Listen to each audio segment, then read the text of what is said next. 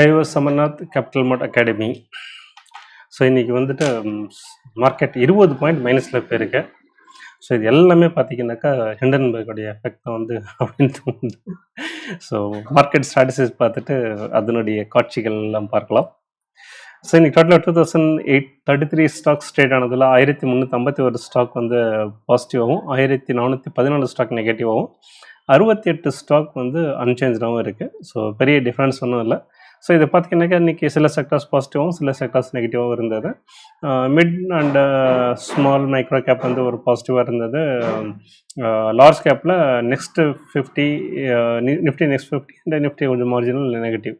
So மற்றபடி வந்து ஒரு பெரிய மாற்றம் எதுவும் வந்து மார்க்கெட்டில் வந்து இல்லை. இது வந்து ஒரு ஃப்ளாட் மார்க்கெட்டாக தான் வந்து இன்றைக்கி இருந்தது.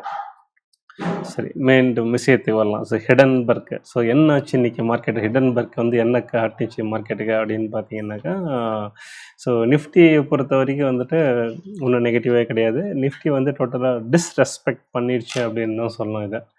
ஸோ அதுதான் வந்து இதில் வந்து ஏற்கனவே வந்த ஒரு விஷயம் திரும்பவும் மார்க்கெட்டை ரிப்பீட் ஆகும்போது பெரிய எஃபெக்ட் இருக்காது அப்படின்றது தான் வந்து நிஃப்டி நமக்கு சொல்லக்கூடிய பாடம்.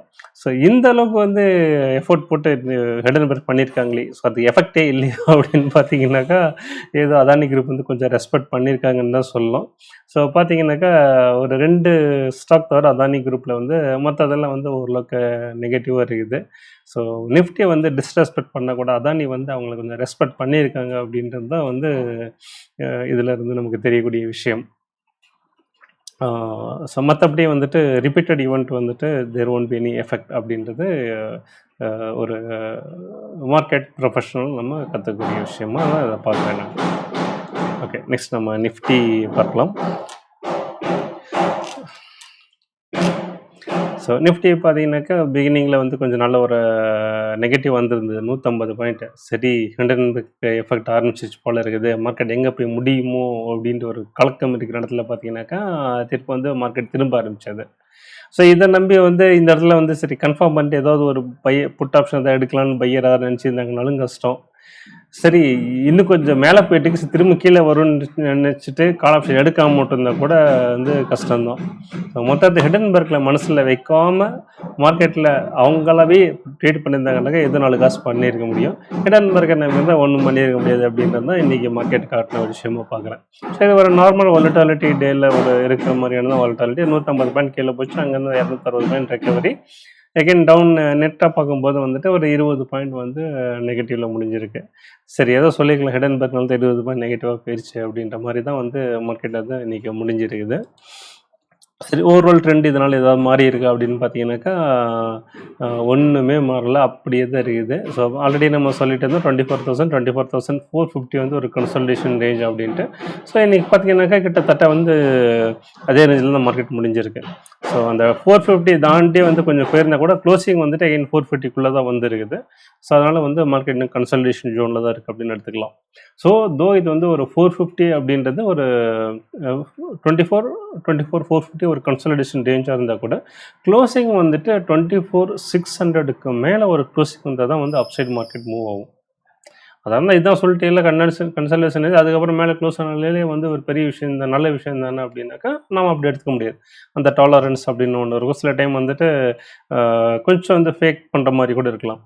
ஸோ அதனால் வந்துட்டு ஒரு 24,600 மேலே வந்து ஒரு நம்ம அப்சைட் மூவ்மெண்ட்டாக பார்க்கலாம். பட் எனிவே இந்த 24,450 கிராஸ் பண்ணாலே வந்துட்டு ஒரு அப்சைட் மூவ்மெண்ட் வர்றதுக்கு நிறைய சான்சஸ் இருக்குது. ஏன்னா இதையும் சொல்கிறேன் அதையும் சொல்கிறேன்னாக்கா எதார்த்தம் அப்படி தான் இருக்கும். ஓகே, நெக்ஸ்ட்டு பேங்க் நிஃப்டி பார்க்கலாம். ஸோ பேங்க் நிஃப்டி அகைன் நிஃப்டியை மாதிரியே தான், எந்த ஒரு பெரிய வித்தியாசமும் கிடையாது. பிகினிங்கில் வந்து ஒரு பூச்சாண்டி காட்டினது ஒரு 330 பாயிண்ட் கீழே போச்சு. தென் பார்த்தீங்கன்னா அங்கேருந்து நல்ல செம்ம ரெக்கவரி, 680 பாயிண்ட் ஃப்ரம் த டே லோலேருந்து நல்ல ஒரு ரெக்கவரி. எகைன் வந்து ஹையில் போயிட்டு அங்கேருந்து ஒரு ரெக்கவர் இது ஸ்டே பண்ண முடியல, ஒரு 250 பாயிண்ட் எகைன் டவுனில் வந்துட்டு. ஸோ எண்ட் ஆஃப் த டே பார்த்தீங்கன்னா ஒரு 93 பாயிண்ட் வந்து ஒரு பாசிட்டிவ் க்ளோசிங்கில் முடிஞ்சிருக்கு. ஸோ பேங்க் நிஃப்டி பொறுத்த வரைக்கும் 93 ஒரு பெரிய பாசிட்டிவ் எடுத்துக்க முடியாது, பட் ஸ்டில் வந்துட்டு ஒரு பாசிட்டிவாக முடிஞ்சது ஒரு 4 விஷயம் எடுத்துக்கலாம். ஸோ இதே நம்ம ட்ரெண்டில் பார்க்கும்போது வந்துட்டு ஒரு நல்ல விஷயம் என்னன்னாக்கா இந்த சேனல்குள்ளேயே தான் இருக்குது. ஸோ இந்த 50,000 வந்து ஒரு சைக்காலஜிக்கல் சப்போர்ட் அண்ட் ஒரு ஸ்ட்ராங் சப்போர்ட் இப்போ இருக்குது.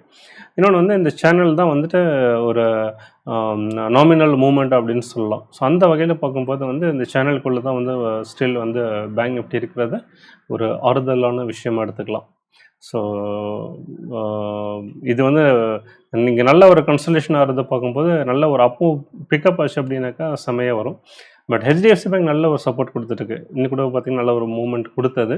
பட் மற்ற பேங்க்ஸ் வந்து அந்தளவுக்கு வந்து ஒரு சப்போர்ட் கொடுக்கல. So ICICI bank and state bank வந்து ஒரு நல்ல ஒரு மூவ்மெண்ட் கொடுத்தா தான் எகைன் பேங்க் நிஃப்டி வந்து மேலே வரதுக்கு நிறைய சான்சஸ் இருக்குது.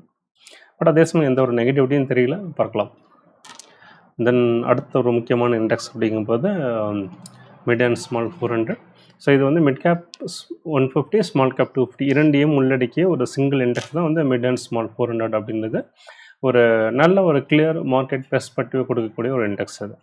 ஸோ இது பார்த்தீங்கன்னாக்கா கொஞ்சம் கன்ஃபியூஸ் பண்ணிச்சு மார்க்கெட்டில். நல்ல ஒரு டவுனில் வந்தது, எகெயின் நல்ல ஒரு ரெக்கவரி, எகெயின் ஒரு டவுன் கிட்டத்தட்ட 150 பாயிண்ட் வந்து ப்ரீவியஸ் க்ளோசிங்கில் இருந்து தென் வந்துட்டு நல்ல ஒரு ரெக்கவரி கொடுத்தது. ஸோ நிஃப்டியும் பேங்க் நிஃப்டியும் ஃபஸ்ட்டு ஒரு அட்டம் லோ கொடுத்துட்டு அப்புறம் ஃபுல் ரெக்கவரி இருந்தது. பட் இது கன்ஃபியூஸ் பண்ணி விட்டு அப்புறம் வந்து மேலே வர ஆரம்பித்தது. கிட்டத்தட்ட வந்து டே லோவிலிருந்து பார்த்தீங்கன்னாக்கா 270 பாயிண்ட் வந்து அந்த ரெக்கவரி. ஸோ நல்ல ஒரு moment. Then end of the day பார்க்கும்போது ஒரு 57 பாயிண்ட்ஸ் வந்து பாசிட்டிவாக முடிஞ்சிருக்கு. ஸோ மிட் கேப் பொறுத்த வரைக்கும் அந்த 57 நல்ல ஒரு நம்பர் தான்.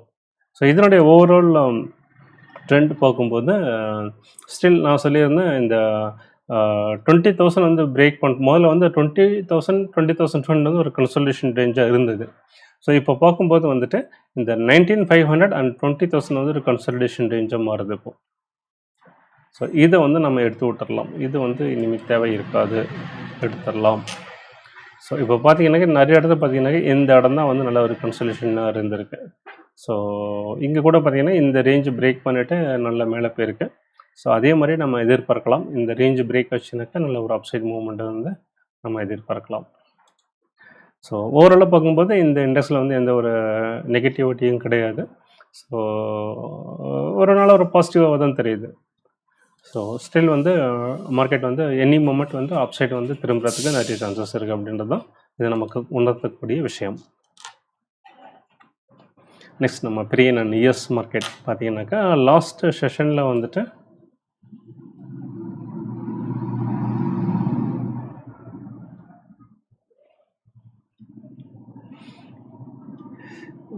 ஃபஸ்ட் டே பார்த்தீங்கன்னாக்கா Adani shares fall amid Hindenburg SEBI row அப்படின்ட்டு பெருசாக ஒன்றும் ஷோ காட்டல. பட் இங்கே நோ அந்த நியூஸில் அப்படி சொல்லிட்டு இருக்கிறானுங்க.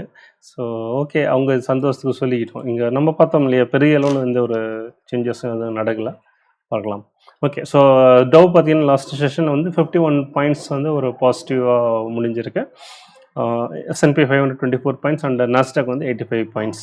ஸோ பெரிய அளவில் ஒரு டீப் க்ரீன்லாம் சொல்ல முடியாது. பட் ஸ்டில் வந்து ஒரு பாசிட்டிவாகவே எல்லாம் முடிஞ்சுக்கிறது ஒரு நல்ல விஷயம்.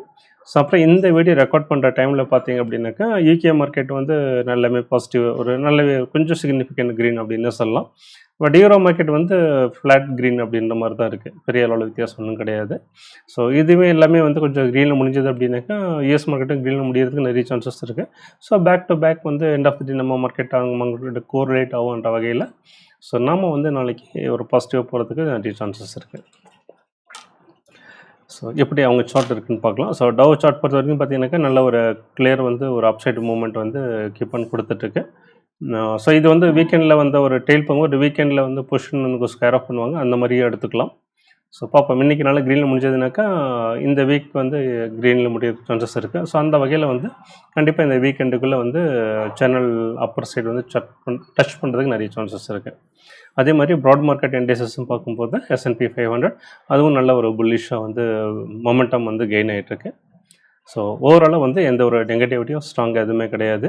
ஸோ ஜியோபொலிட்டிக்கலி எந்த ஒரு நெகட்டிவிட்டியும் வராத பட்சத்தில் வந்து மார்க்கெட் வந்து totally back to full run அப்படின்ற மாதிரி எடுத்துக்கலாம்.